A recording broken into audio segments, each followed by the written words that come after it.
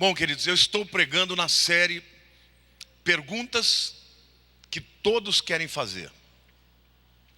Na semana passada, a pergunta foi: por que pessoas boas sofrem emocionalmente? E aí então eu apresentei para vocês um briefing, uma explanação não muito aprofundada sobre o tema da batalha espiritual. E eu disse que no domingo seguinte, portanto hoje, eu daria continuidade ao tema. E hoje, portanto, a pergunta que eu vou responder é: como posso resistir às ciladas do diabo? Como posso resistir às ciladas do diabo? Porque eu não sei se você sabia, mas você está em guerra. Alguns já sabem, outros talvez ainda não tenham tanta certeza, mas eu quero responder essa pergunta para vocês hoje. Vamos ler Efésios capítulo 6, versos 10 até 18. Quanto ao mais, sede fortalecidos no Senhor e na força do seu poder. Revesti-vos de toda a armadura de Deus, para poderdes ficar firmes contra as ciladas ou os métodos do diabo. Porque a nossa luta não é contra o sangue e a carne, e sim contra os principados e potestades, contra os dominadores desse mundo tenebroso, contra as forças espirituais do mal nas regiões celestiais. Portanto, tomai toda a armadura de Deus, para que possais resistir no dia mau. Diga assim: todos nós temos um dia mau. E depois de terdes vencido tudo, permanecer inabaláveis. Estais, pois, firmes, cingindo-vos com a verdade e vestindo-vos da couraça da justiça. Calçai os pés com a preparação do evangelho da paz, embraçando sempre o escudo da fé, com o qual podeis apagar todos os dardos inflamados do maligno. Tomai também o capacete da salvação e a espada do Espírito, que é a palavra de Deus, com toda oração e súplica, orando em todo tempo no Espírito, e para isto vigiando com toda perseverança e súplica por todos os santos. Esse texto que eu acabei de ler é o texto mais clássico da Bíblia sobre batalha espiritual. Por causa desse texto, músicas são cantadas, livros são escritos, pregações são entregues, simplesmente porque este texto, de uma maneira muito didática, ele revela o conflito que há entre seres humanos e o reino das trevas, e nos ensina como é que nós podemos vencer as ciladas, as estratégias, as artimanhas de Satanás e das suas hordas. Eu queria dizer para vocês que quando Paulo fala sobre a batalha espiritual, ele usa o pano de fundo da sua época. Paulo viveu no auge do Império Romano. E o Império Romano era imbatível nas suas batalhas. O Império Romano nunca recuava de uma batalha. Eles nem tinham muita proteção atrás, porque eles sempre invadiam. Mas as razões que levavam o Império Romano a ser um exército poderoso e invencível, em primeiro lugar, porque eles lutavam debaixo de uma insígnia que tinha muita força moral. O camarada que fazia parte do exército, ele se sentia poderoso, porque poderoso era o exército ao qual ele servia. Eles usavam aqueles brasões da águia, e quando o soldado, o exército inimigo via, já estremecia. A segunda razão por que eles eram imbatíveis é porque eles tinham estratégias muito superiores aos seus inimigos bárbaros. Os romanos sempre lutavam colados um ao outro, protegendo um ao outro, de maneira que o inimigo, quando fosse lutar, tinha que lutar contra um exército inteiro e não contra um indivíduo, simplesmente. Mas a terceira razão é porque as suas armas eram muito poderosas, tanto armas de ataque quanto armas de defesa. E o apóstolo Paulo aqui, ele apresenta, portanto, o contexto da batalha espiritual dentro deste pano de fundo. E eu quero mostrar para vocês a semelhança que há entre uma guerra em que os romanos entravam e a batalha espiritual que você e eu enfrentamos todos os dias da nossa vida.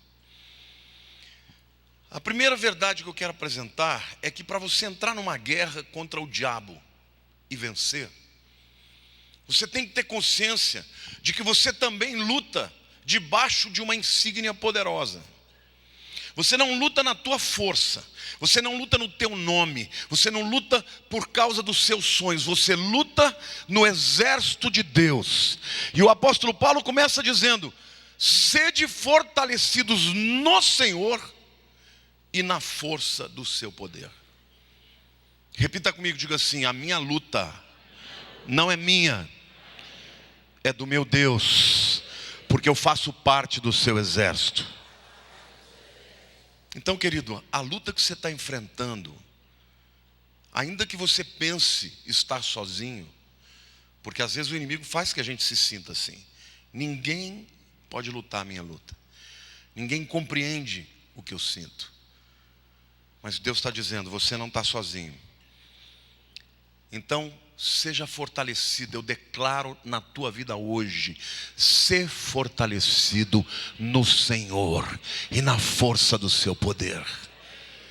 E querida, a Bíblia diz que o poder de Deus se aperfeiçoa na fraqueza.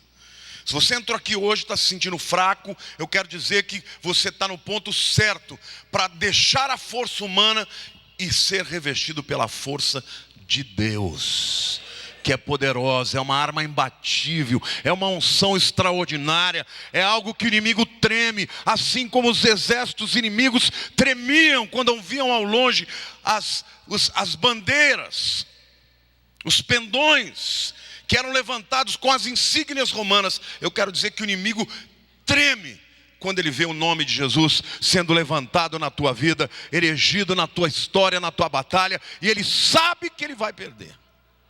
Amém? Então, em primeiro lugar, para vencer uma guerra, tem que se revestir com essa força de Deus. Não entre na batalha contra o inimigo das nossas almas na força da tua alma, na força da tua inteligência, mas na força de Deus. Amém? Depois, em segundo lugar, nós precisamos conhecer o nosso inimigo. Você monta uma estratégia em cima do que você conhece do inimigo. Você conhece as suas forças e as suas fraquezas, como ele luta, quais são os seus ataques. Semana passada nós falamos muito sobre isso, mas hoje eu quero revelar para vocês alguns aspectos do caráter de Satanás que são muito importantes, porque eles determinam que tipo de luta que você tem. Nas Escrituras, nós temos 17 nomes para o diabo, para Satanás. Nomes estes que revelam o caráter dele, a natureza dele. E quando você conhece quem ele é, você sabe que o caráter de Satanás determina as suas ações. Então, estes 17 nomes, eles são divididos em 4 áreas específicas. A primeira delas, a sua natureza destrutiva. Satanás não vai lutar com você para te ferir. Entenda isso, ele não quer te ferir, ele quer te matar.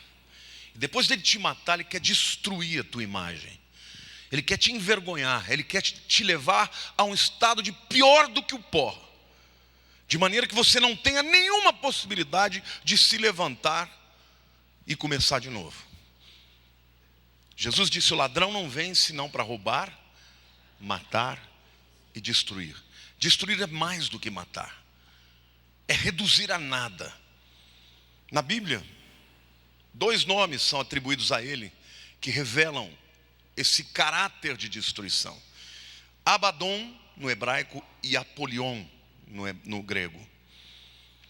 Então, literalmente, eu quero que você saiba, não brinque com ele. Ele é assassino, ele é destruidor. E se ele não destrói a tua vida, não é porque ele não esteja preocupado com você, é porque Deus não tem deixado. Satanás, ele só entra através de brechas. A Bíblia nos mostra que ele é como um promotor. Ele acusa sempre em cima de uma lei que foi quebrada, de um princípio que foi quebrado. E Satanás, ele sempre vai procurar uma brecha na vida do crente para ter legalidade para atacar. A natureza, a segunda natureza dele, que a Bíblia mostra, é a natureza pervertida. Ele não é só um destruidor, ele é um perverso. E porque é perverso, ele tem uma natureza pervertida. Perverter é distorcer, transformar. Aquilo que é de um jeito, ele distorce. E a perversão tem alguns lados aqui que a Bíblia nos apresenta. 2 nomes têm a ver com uma perversão na sexualidade: Belzebu e Belial. Belzebu, está lá em 2 Reis, capítulo 1, de 2 a 6. Ele é descrito como o senhor das moscas, porque mosca adora voar em cima do estrume. E na história, o nome Belzebu é também traduzido como o senhor da pilha de estrume. Isso revela o quê? Que é ele quem é a origem dos pensamentos pervertidos, podres, que muitas vezes vêm para a vida dos crentes, e vêm para destruir a sua mente, para transformar.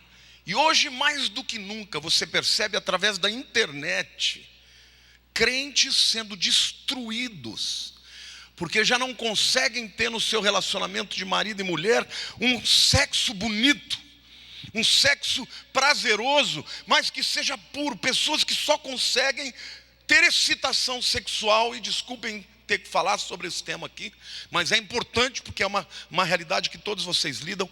Pessoas só se excitam com perversão.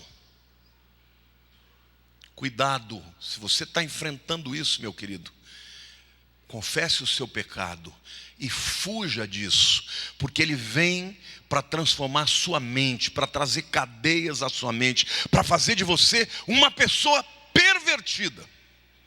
Alguém que vai lutar, ao invés de ter olhos puros, vai ter olhos sempre maliciosos. Isso tudo tem preço. Belial é um nome que vem de origem grega e significa sem valor algum.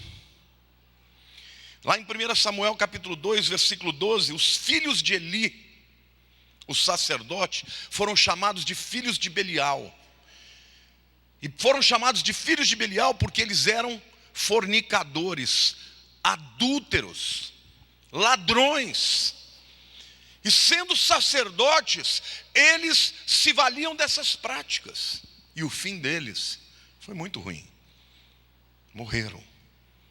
Filhos de Belial. Depois nós temos a natureza pervertida numa outra área. Os nomes dragão e serpente, que são intercambiáveis nas escrituras, são usados para revelar a sua natureza venenosa, que tende a perverter a verdade em mentira. Não foi isso que Satanás fez? A serpente fez com Adão e com Eva? Não? Foi isso mesmo que Deus disse: no dia que comeres do fruto certamente morrereis? Não morrereis não, vocês não vão morrer. É mentira, perverter a verdade em mentira. E ele muitas vezes, ele destrói. Querido, saiba de uma coisa: a palavra de Deus é a tua segurança, é o teu escudo. Quando o diabo começar a querer torcer a palavra de Deus no teu coração, repreenda, não deixe que ele entre por esse caminho. Pois a palavra maligno, em Mateus 6:13, na oração do Pai Nosso, quando Jesus nos ensina a orar, ele diz: livra-nos do mal. Só que este mal aqui, quando a gente pensa nesse substantivo mal, parece que é o mal, né, do mundo. Não. No grego, no original grego do Novo Testamento é: livra-nos do poneros. Poneros é o maligno. Não é livra-nos do mal, livra-nos do maligno. Isso porque ele vem para nos aprisionar, para nos destruir. E o maligno, ele faz o quê? O que é uma pessoa maligna? É uma pessoa que, quando traz aquela palavra, ela traz para produzir discórdia, divisão, destruição. Ele vem e, com uma flecha certeira, ele vai no coração, pega o ponto fraco da pessoa. Então, sabe, quando você está envolvido com alguém, aquela pessoa vai te dar um golpe e acerta bem no lugar da tua fraqueza. Essa pessoa foi inspirada pelo maligno. Então você, meu querido, que é cristão, não seja instrumento dele. Você é aquele tipo de pessoa que sabe usar a palavra para destruir a pessoa? Porque tem gente que erra assim, né? Fala, solta palavrão, xinga todo mundo, mas não faz quase mal nenhum. Mas tem gente que vai lá e pá, uma palavrinha. Então, vai lá e destrói a pessoa. Gera aquela destruição, aquela divisão. Inspiração maligna, inspiração de Satanás. Ele também é chamado por Jesus de homicida, assassino. Em João 8,44, Jesus fala para os fariseus: vós sois do diabo, que é o vosso pai, quereis satisfazer-lhe os desejos. A palavra desejo aqui é epitomia. Ele foi homicida desde o princípio e jamais se firmou na verdade, porque nele não há verdade. Quando ele profere mentira, fala do que lhe é próprio, porque é mentiroso e pai da mentira. A terceira natureza de Satanás: a primeira é destruidora, a segunda é pervertida, a terceira natureza é controladora. Ele é chamado de príncipe deste mundo, de príncipe dos demônios e príncipe do poder do ar. Aqui claramente a palavra príncipe, arrontas, vem de arque, primeiro. O primeiro tanto em antiguidade como em poder.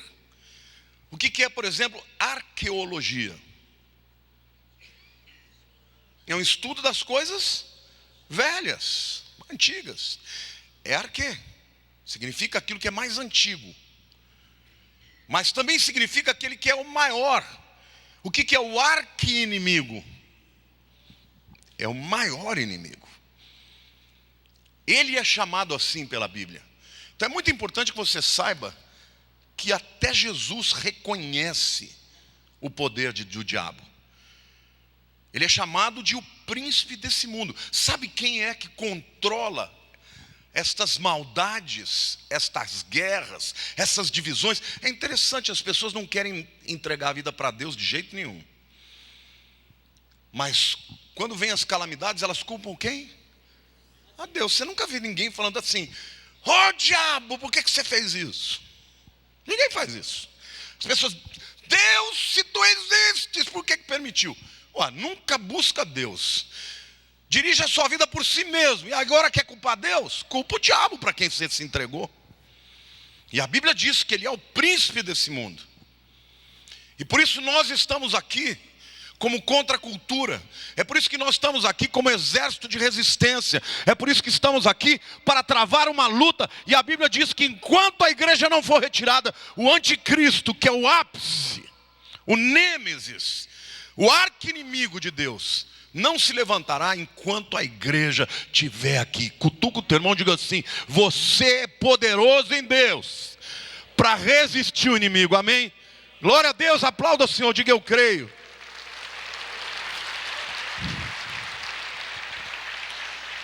Ele é o maioral, é o quem comanda esse mundo, mas ele é o príncipe dos demônios.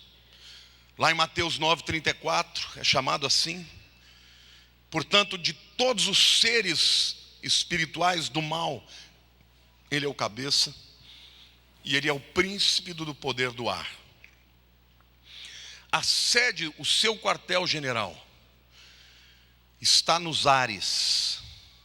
É por isso que às vezes você muda de nação para nação, você percebe claramente a diferença dos ares. Você percebe, porque eles são altamente territoriais. Os demônios que atuam no Brasil não atuam em outros países. Por isso que às vezes você muda de país ou viaja, vai de férias, você fala, meu Deus, por que eu não estou sentindo luta? Eu me lembro, a primeira vez que eu fui aos Estados Unidos foi em 1993. Eu passei lá um mês e eu falava assim, esquisito, não estou tendo luta nenhuma.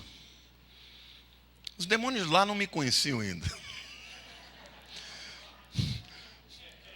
Os daqui sabiam todos os meus passos e sabiam onde atacar. Lá os demônios falaram, quem que é esse fulano aí? Tem luz nele, mas nós não conhecemos quais as áreas dele. E não sente ataque. Agora, se você muda, fica morando no país, daqui a pouco pode ter certeza que eles serão destacados para te atacar.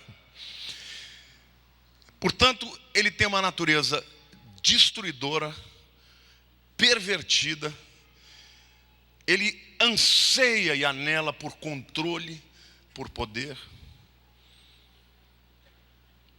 Mas também ele é um manipulador. E a natureza manipuladora do diabo é algo extraordinário. Ele é chamado na Bíblia de adversário. A palavra adversário vem do grego antidikos. Antes significa contrário, mas não só contrário, hostil. E dikos vem de dikaios, que é justiça. Adversário do quê? Você conhece aquela frase, ai governo, eu sou contra? Isso é só para dizer, sou contra e ponto final. Eu quero que você saiba que Satanás tem um grande inimigo: Deus. E ele luta contra toda justiça. Você já viveu injustiça na vida? Você vê injustiça nesse mundo? Ele é o mentor de tudo isso. Então nós temos que lutar contra ele. E nós vamos ver depois como vamos fazer. Ele é o leão que anda ao derredor, rugindo, lá em 1 Pedro 5:8. Por que é manipulação? Porque, querido, leão mesmo só tem um, que é o leão da tribo de Judá. Este leão já não tem mais poder contra a sua vida, mas o seu rugido ainda atemoriza. Quantos aqui já tiveram a felicidade ou a possibilidade de ver um rugido de leão de perto? Como é que é? É assustador ou não é? Você já imaginou você está num lugar e um leão aparecer ali, por exemplo, aqui dentro? Se entrassem 2 leões naquelas portas ali, e eles começassem a rugir, o que ia acontecer aqui? Ia ter gente correndo e fugindo pelo ladrão, ia ou não ia? Porque o rugido dele é assustador. Mas eu quero te dizer que ele tem um poder de manipulação, porque ele já foi. A palavra de Deus diz que para isso se manifestou o Filho de Deus, para destruir as obras do diabo. Ele não tem mais poder na sua vida, só que ele pode ainda rugir e atemorizar e manipular e gerar terror, pavor. A Bíblia diz claramente que o seu poder já foi vencido. Ele governa ainda este mundo porque Deus ainda deixa para que se cumpram todas as coisas. Mas para aqueles que invocam a Jesus, ele já não tem poder. Então ele usa dos seus rugidos para nos manipular, para gerar em nós temor. Ele também é chamado de anjo de luz, em 2 Coríntios capítulo 11, versos 13 e 14. E a Bíblia diz assim, porque os tais são falsos apóstolos, obreiros fraudulentos, transformando-se em apóstolos de Cristo. E não é de admirar, porque o próprio Satanás se transforma em anjo de luz. Tem muita gente que pensa que a aparência dele ainda é de Lúcifer. Não. Para ele voltar a ter a aparência de Lúcifer, ele tem que se transformar. Hoje, ele é um monstro. Mas ele ainda se apresenta como alguém sedutor, belo, cheio de luz. É este fulano que levanta um exército para lutar contra a tua vida. Ele é chamado de diabo. E como eu mostrei para vocês a semana passada, diabo vem de diá, através, e balo, que é o projétil, a bala que atravessa, porque ele lança dardos constantes para invadir a sua alma e para te destruir. São 4 as naturezas do diabo que nós vemos na Escritura. Diga: destruidor, pervertido, manipulador, controlador. Será que nós temos poder para lutar contra isso? E agora eu vou falar para você como é que você se prepara para a batalha contra o diabo. Olha na vida do seu irmão e diga assim: presta atenção que agora vai ficar muito bom. O soldado romano, quando ele ia para a guerra, a primeira coisa que ele tinha que fazer era se despir, tirar a roupa do dia a dia. E ele colocava primeiro um tipo de um macacão, cirolão, que ia... Era uma roupa bem leve mesmo, para a armadura não estar colada ao seu corpo. Mas ela era especial, para que a armadura fosse colocada em cima. Então começava tirando as roupas que a pessoa tinha.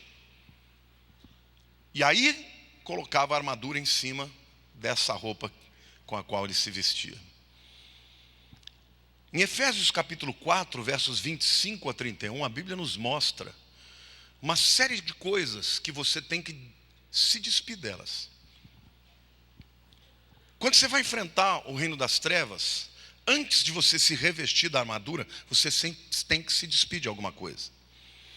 Efésios 4, 25 diz assim: deixai a mentira e falai a verdade. Diga assim: a mentira é brecha para o inimigo, a verdade é a arma de Deus. Pare de viver uma mentira. Você pode mentir para os outros, mas para o diabo você não mente, e muito menos para Deus. Então, a primeira coisa que você precisa fazer quando você vai enfrentar o teu inimigo é reconhecer as áreas que você precisa ser transformado por Deus. Santidade, querido, é uma arma poderosa. Buscar a Deus. A segunda coisa que a gente tem que se despir, ainda no mesmo texto, versículo 26: irai-vos e não pequeis, não se ponha o sol sobre a vossa ira. Quantos aqui já ficaram irados na vida? Quantos aqui ficaram irados hoje? Quantos aqui têm vivido com ira no coração? Existe uma ira que não é pecaminosa? Existe ou não? Sim. Qual é a ira que não é pecaminosa? Contra o inimigo, contra o pecado. Eu vou dar uma dica para você. A única ira que não é pecado é aquela que você expressa não porque você foi ferido, mas porque alguém foi injustiçado. É a ira que serve como combustível para você lutar pela justiça, pela verdade, pelo reino de Deus. Jesus fizeram de tudo com ele não revidou. Mas quando ele entrou no templo e viu aquela bandalheira, ele acabou com aquele negócio, deu chicotada para todo lado. E a Bíblia diz, para que se cumprisse a palavra que diz: o zelo do Senhor me consome. Então a primeira coisa que você tem que perguntar para Deus: por que eu estou iradinho? Eu estou iradinho porque a pessoa fez mal para mim? Isso é ira da carne. E a prova é que a ira de Deus, ela passa rápido. Não se põe o sol sobre a vossa ira. A ira do pecado, você leva para amanhã, para depois da manhã, para depois de amanhã. E você vê muitos crentes aprisionados porque estão cheios de amargura, fel na alma. Isso é alimento para Satanás. Você quer vencer Satanás? Você confesse a Deus a tua ira. Perdoe os seus inimigos. E a Bíblia diz: irai-vos e não pequeis, não se exponha ao sol sobre a vossa ira. Ou seja, querido, a ira de Deus não vai durar para o dia seguinte. O dia seguinte você já tem que estar livre, leve e solto. Em seguida ele diz: e não deis lugar ao diabo. É o mesmo texto, A ira prolongada abre espaço físico na tua vida para o diabo. Sabe que quando ele fala não deis lugar, a palavra lugar aí é topos, de topografia. É lugar físico. Aquela pessoa que está querendo matar, ela está com influência demoníaca na sua alma. Ah, mas eu sou crente, eu não fico demoniado. Queridos, um dia eu vou contar para você essa história, como é que é no grego, tá? Isso é balela que te contaram.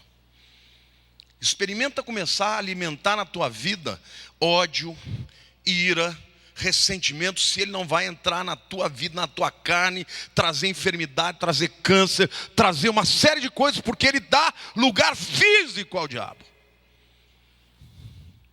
E isso não é conversa de pentecostal, tá? Quem abriu os meus olhos para isso foi um teólogo do seminário de Dallas. Melhor seminário americano de ortodoxia. O camarada foi e descreveu no grego o que a Bíblia diz sobre isso. Então, não brinque com esse negócio de ressentimento e de ódio e de raiva. Você foi chamado por Deus para ser instrumento de amor, de graça, de misericórdia, de perdão. Quem perdoa é livre, quem odeia está amarrado. Temos que lutar contra a ira, temos que lutar contra o ressentimento, temos que libertar aquilo que nos prende. Porque quem te prende é o inimigo, não é Deus. Deus te chamou para a liberdade. A Bíblia diz: para a liberdade que nós somos chamados. Irai-vos e não pequeis, não se ponha o sol sobre a vossa ira, nem deis lugar ao diabo. O que mais que a gente tem que se despir? Aquele que furtava, não furte mais. Ele é o ladrão. Ele adora ladrões. Quem rouba está dando espaço para ele. Depois, não saia da vossa boca nenhuma palavra torpe. Alguém pode me dizer o que é palavra torpe? Palavra enganosa, palavrão. A definição de palavra torpe é palavra podre, mal cheirosa. Literalmente, é aquilo que não reflete a glória de Deus. Você que é cristão, tem usado a tua boca para xingar, para blasfemar, para ferir? Você tem que se despedir disso, meu querido. Porque você faz parte de um exército santo. Você luta numa guerra santa. Você serve a um Deus santo. O poder que vai fluir na tua vida vai fluir melhor quanto mais santo você for. Eu não estou falando nada de salvação, porque a salvação é pela graça, e somente pela graça nós não podemos fazer nada para a salvação. Mas eu estou falando de uma vida cheia de unção e de poder. Se você quer vencer o inimigo das nossas almas, tem que se despedir disso. E agora está pronto para vestir a armadura. Então nós nos preparamos para a guerra. A gente se prepara para a guerra primeiro tirando a roupa velha e suja. E agora vestindo a armadura de Deus. Os versos 14 a 18. E ele começa assim: estáis, pois, firmes. No grego é ristemi, é ficar de pé. Porque o soldado não podia botar armadura sentado. Diga para a pessoa ao teu lado: você não vai para a guerra com postura folgada, não. É aquela pessoa que vai orar: Deus, deitadão, Senhor.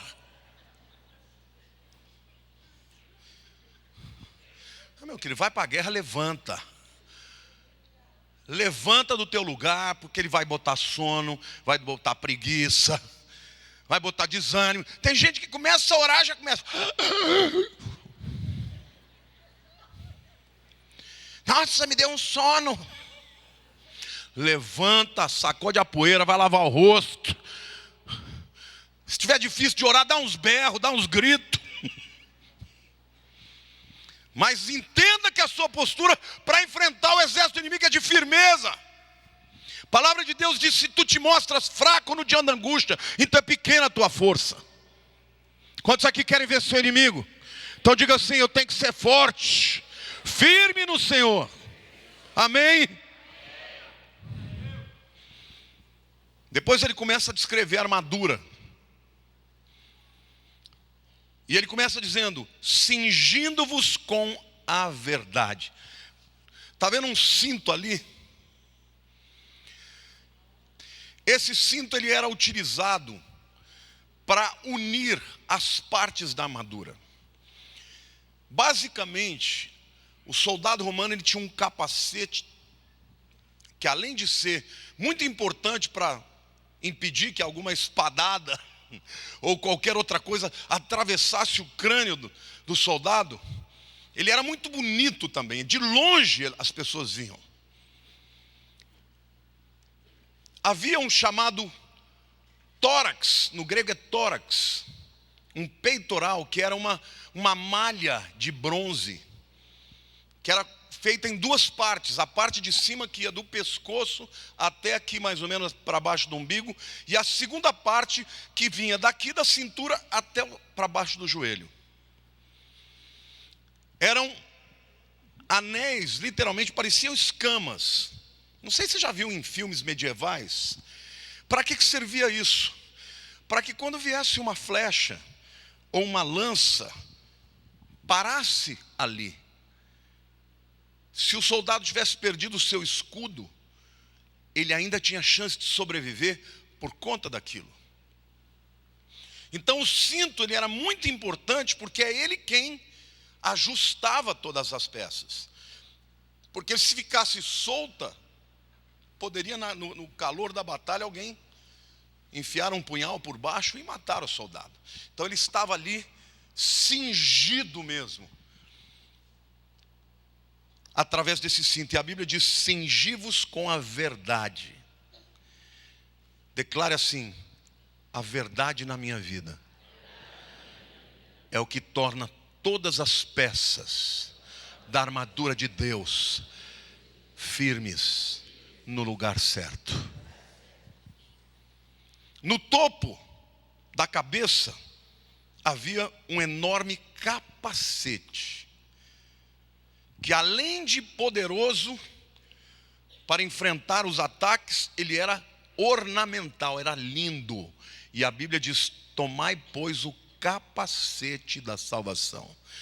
E o Senhor está me mandando te dizer, querido, que a salvação na tua vida, além de ser poderosa para te proteger, ela é linda. O diabo olha para você, ele te odeia, porque ele está enxergando o que você não está enxergando. Nesse momento agora, há um capacete da salvação sobre a sua vida. O mundo espiritual enxerga, ele discerne. Assim como o exército romano era visto de longe, aquele capacete era visto. Eu creio que no mundo espiritual há uma marca sobre a sua cabeça, sobre a tua vida, que mostra: esse é do outro lado.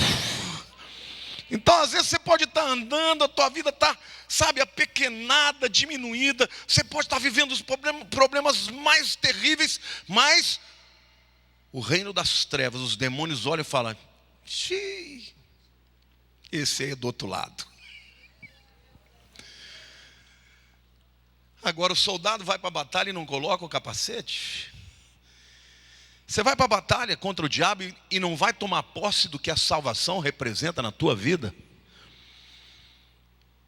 Em seguida, vinha a couraça da justiça. Está vendo ali? Parece uma escama. Isso é o que eu falei para vocês. Ele tinha a parte da frente e a parte de trás. E ele era juntado por argolas. Essa couraça no grego é tórax. Daí vem a palavra tórax. É literalmente que cobria, né, desde o pescoço aqui, passando pelo peito, tórax até o umbigo e depois para baixo. Essa couraça, Paulo chama de quê? Couraça da justiça. Você sabe o que essa palavra quer dizer? Quantos aqui sabem o que significa o conceito teológico justificação?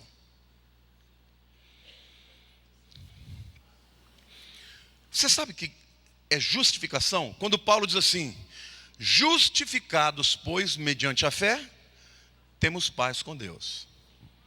Quantos aqui reconhecem que são pecadores? E o que a Bíblia diz? Que o salário do pecado é o quê? A morte. Ah, então você vai morrer eternamente? Não. Por que não? Ah, porque você foi justificado. Eu vou te explicar o que é a justificação. Quando Jesus morreu na cruz, ele recebeu a punição dos pecados de toda a humanidade. Quando você confessa que Jesus é o teu Salvador, os teus pecados vão para Ele e a justiça dele vem para você. Sabe o que o Paulo está dizendo? Quando vier o dardo, aquele que te ataca, aquele que te acusa, mata no peito e fala: aqui a couraça da justiça. Aqui você não tem poder para acusar. Ah, mas você é pecador. Mas os meus pecados foram destruídos lá na cruz do Calvário. A minha morte ele viveu, para que a sua vida eu possa viver. Amém? Ele foi condenado para que eu fosse justificado. Amém, irmãos? É o que Paulo fala aos Romanos: o justo pelos injustos. Como por um só homem entrou o pecado no mundo, em Adão todos nós nos tornamos pecadores, mas em Cristo todos nós nos tornamos justificados. É por isso que a Bíblia diz que até nos santos dos santos, que ninguém podia entrar no Velho Testamento a não ser o sumo sacerdote uma vez por ano, morrendo de medo, com sinos nas suas vestes, porque se ele tivesse um pecadinho ali, caia duro. E a Bíblia diz: agora o véu rasgou, você pode entrar com coragem, trepidez nos santos dos santos, na presença de Deus. Então o que Deus está dizendo para você? Quando vier o dardo inflamado, quando vier a lança do inimigo, quando vier a flecha com fogo, com mentira, com engano, com veneno, com acusação, mata no peito e diz: eu estou justificado pela minha fé no sacrifício do meu Rei, do meu Senhor, do meu Redentor, do meu Salvador, Yeshua HaMashiach, Jesus Cristo, o meu Rei. Amém? Glória a Deus.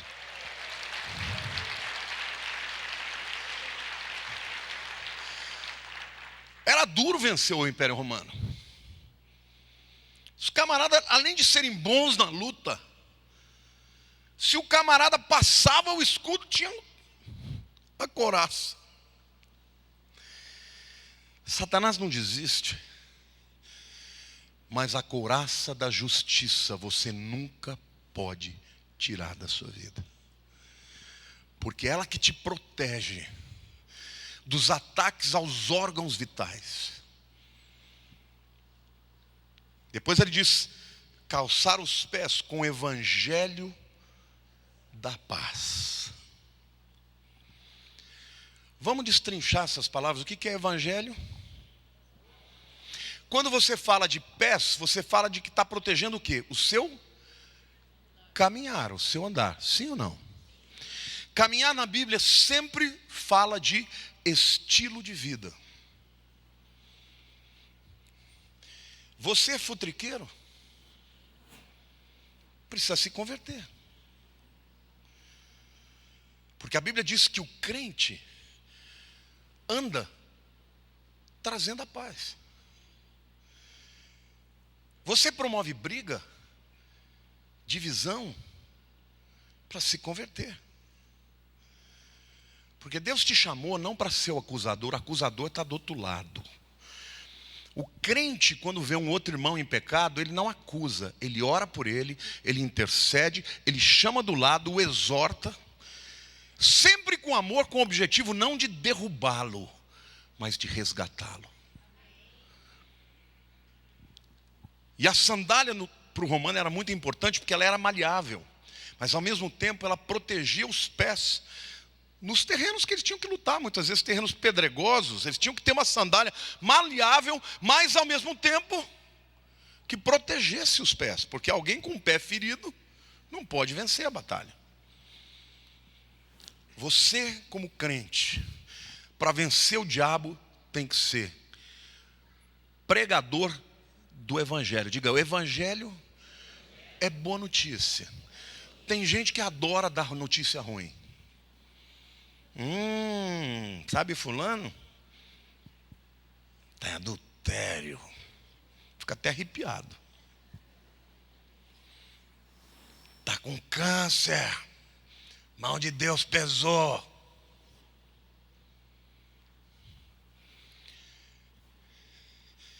Quem aqui tem mais de que um filho aqui? Quando você vê teus filhos brigando, um batendo no outro, qual é o sentimento que você tem? Você quer bater nos dois, né? Você tenta promover a paz. Se não dá, você quer dar uma coça nos dois. Porque não tem nada pior para um pai do que ver filhos brigando. Não seja você um promotor de discórdia. Seja um pregador do evangelho, da paz. Essa é a nossa arma. O diabo é aquele que suscita o ódio, a discórdia. Nós promovemos a boa notícia. O evangelho que traz paz. A paz que excede o entendimento. E eu quero te dizer hoje, meu querido, você que entrou aqui, que talvez esteja no meio de uma guerra, o teu Deus é o príncipe da paz. E a paz vai prevalecer. A paz vai prevalecer a guerra. O amor vai sobrepujar o ódio. O perdão vai arrebentar as cadeias do ressentimento. E você vai ser livre e libertador. Porque você luta debaixo da insígnia do poder de Deus. O teu exército é o exército celestial. E Deus tem para você um chamado de vitória. Em nome de Jesus. Amém, queridos? Quantos podem dizer aleluia? Eu creio.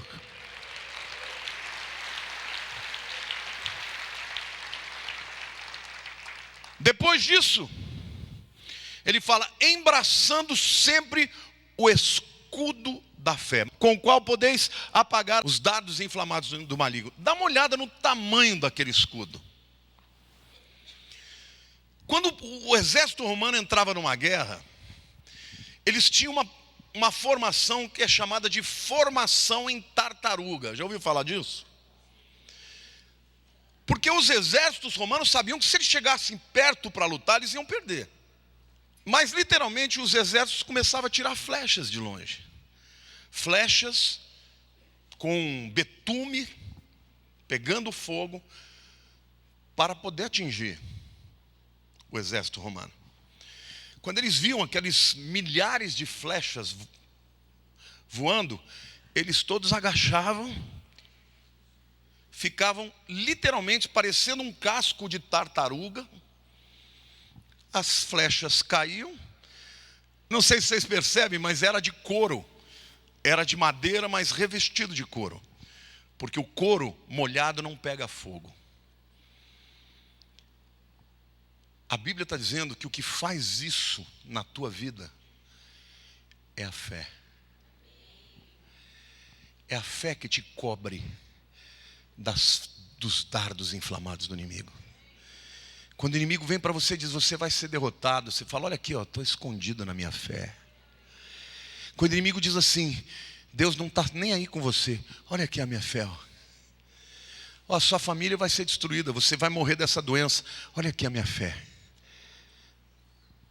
Sem fé é impossível agradar a Deus. Querido, a tua fé é poderosa para rechaçar qualquer dardo do inimigo. Não olha para as circunstâncias, olha para Deus. Deus é poderoso para mudar aquilo que é impossível. Você falou já alguma vez na tua vida, mas isso só Deus. Quando você fala só Deus, Deus fala, mas meu querido, é só Deus mesmo. A fé é que nos protege contra os dardos lançados à distância. O inimigo sabe que se ele entrar no embate com você, se ele revelar quem ele é, se ele revelar suas armas, aí você vai meter espada nele. Ele manda de longe. Mas diga assim, pela fé, eu posso vencer todas as coisas. Todas essas armas são armas de defesa. Mas tem uma arma que é de ataque. A espada do Espírito. O soldado romano tinha dois tipos de espada. Tinha a espada de treinamento, que era uma espada enorme, pesada, e que ele usava aquilo contra aquele boneco para ele fortalecer os braços. Mas a espada da batalha, Mahaira, era desse tamanho.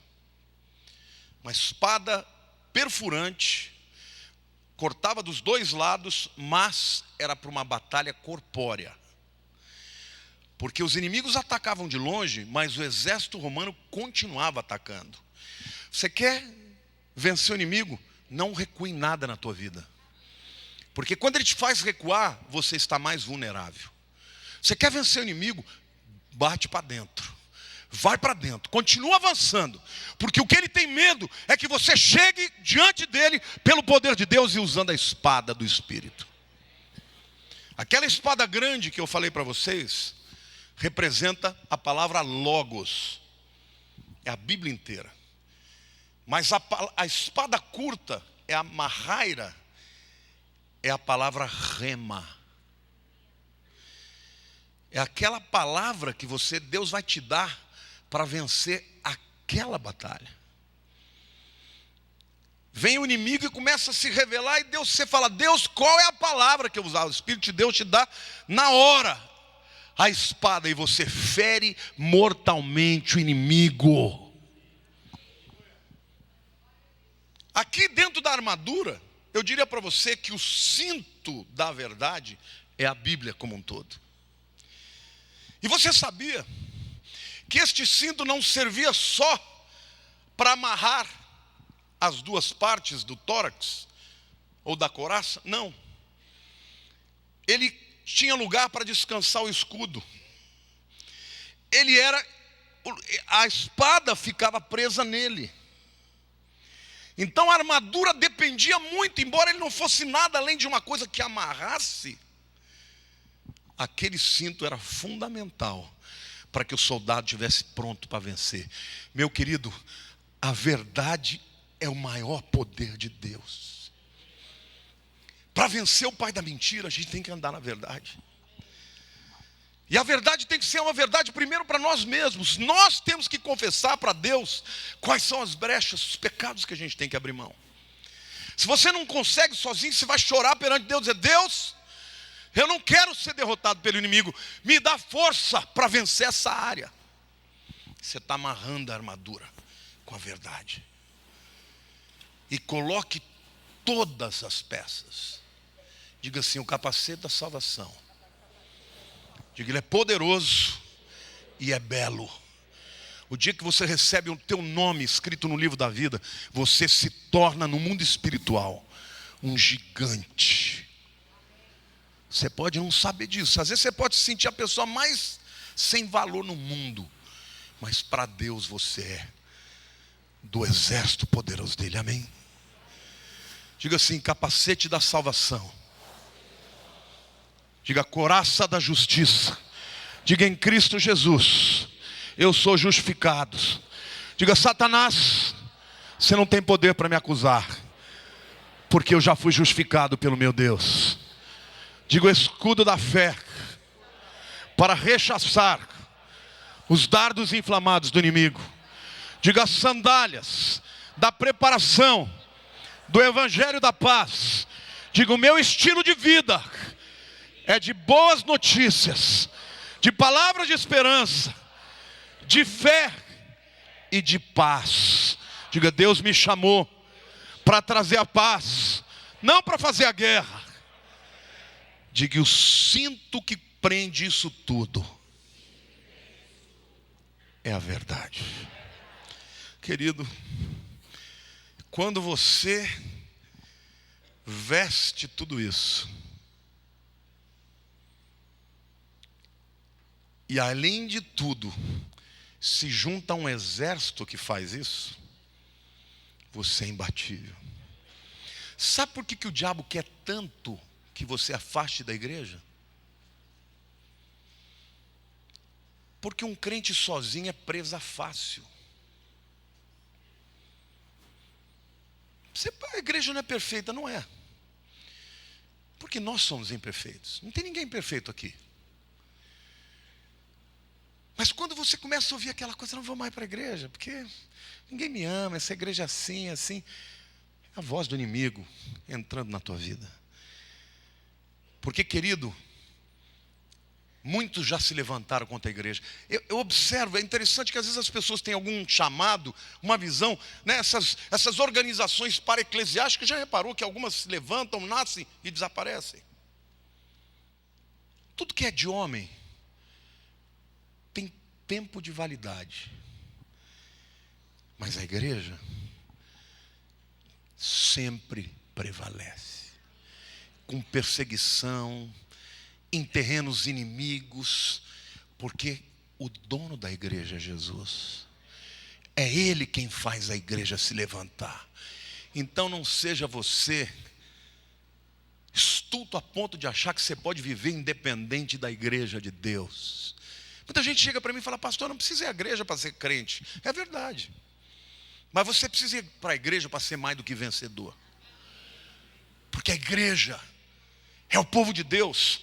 Essa pessoa que está do teu lado, ela não é super poderosa.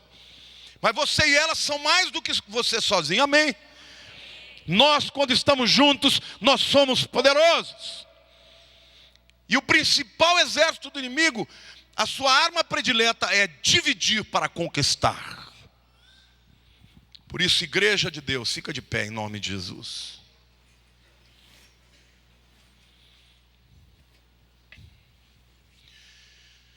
Levante a mão para o céu e diga, Senhor meu Deus, o Senhor me mostrou hoje quem é o inimigo. O destruidor, o pervertido, o controlador, o manipulador. Sua estratégia é roubar, matar e destruir. Mas o Senhor me mostrou hoje que eu posso me despir das armas humanas. Pecados, carnalidade, mentira, palavras torpes, iras, contendas, e me revestir com a tua armadura. Por isso, em nome de Jesus, Pai, eu me alisto ao teu exército. E a tua promessa diz que em Cristo Jesus eu sou mais que vencedor. Satanás vai continuar se levantando, mas eu resistirei, e a vitória virá, porque tu és fiel. Em nome de Jesus. Aleluia. Aplauda o Senhor, querido.